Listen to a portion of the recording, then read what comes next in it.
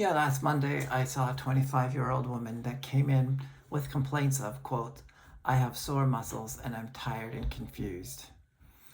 Um, she says that she's had confusion, body aches, cold sweats, muscle soreness after a workout, that she has dizzy spells, near fainting, and she's lost appetite.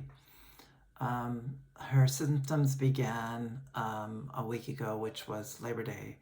Um, She normally runs 5 miles a day, but on Labor Day she ran 11 miles, and it was a very hot day. She's a graphic designer and she experiences brain fog at work. Um, she hasn't been running since, but she went to rowing practice 2 days ago and she had less energy.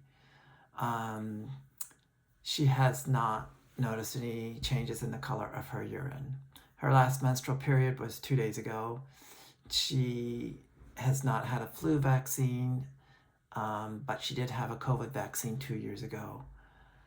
She has no history of asthma or allergies. She's not allergic to medications or um, foods of any kind. She doesn't have any significant disease in her history. She's not taking any medications. She lives at home. She's not sexually active. She doesn't take illicit drugs or smoke, but she does drink alcohol occasionally. Um, let's see. Review of symptoms, really, it's just fatigue, no nausea, a bit of shortness of breath, no nausea, vomiting, diarrhea, no dysuria or hematuria. Her strength is about a 4 out of 5. She doesn't have any bruises, rashes, or lesions.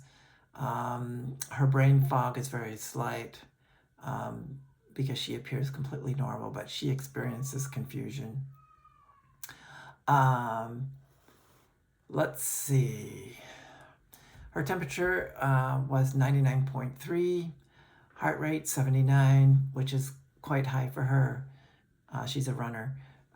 16 breaths per minute, 98% O2 sat. Blood pressure 123/72, which is high for her. The BMI is 24.37.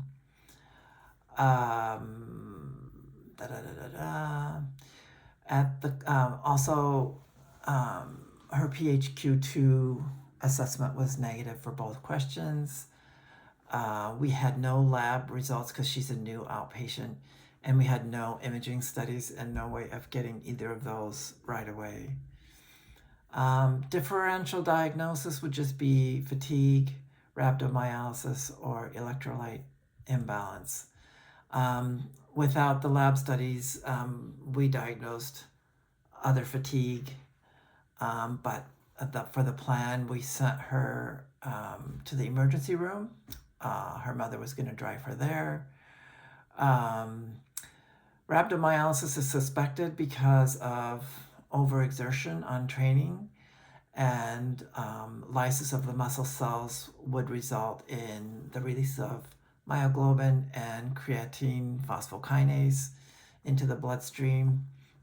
Large amounts of myoglobin could precipitate acute kidney injury, and even small amounts could activate the renin-angiotensin system, which would decrease the blood flow to the kidney, and resulting in volume depletion, and electrolyte imbalances. Hypernatremia from dehydration, hypocalcemia, hypomagnesemia, and hyperkalemia would all cause confusion and dizziness. So at the emergency room, we would expect analysis, CBC. Obviously, dehydration would raise the hematocrit. CMP, C-reactive protein, erythrocyte sedimentation rate, serum CPK, and urinalysis. Most important test would be CPK. That would rule rhabdomyolysis in. If the level is over 5,000 international units, then she would be at risk for acute kidney injury. Electrocardiography could show peaked T waves, prolonged PR intervals, wide QRS intervals, or conduction blocks. Plain radiography might show underlying bone fractures that would exacerbate the situation. Pharmaceutical treatment would be fluid resuscitation in order to maintain a urine output of 200 to 300 milliliters per hour. Then, certainly maintaining airway, breathing, circulation, and hydration.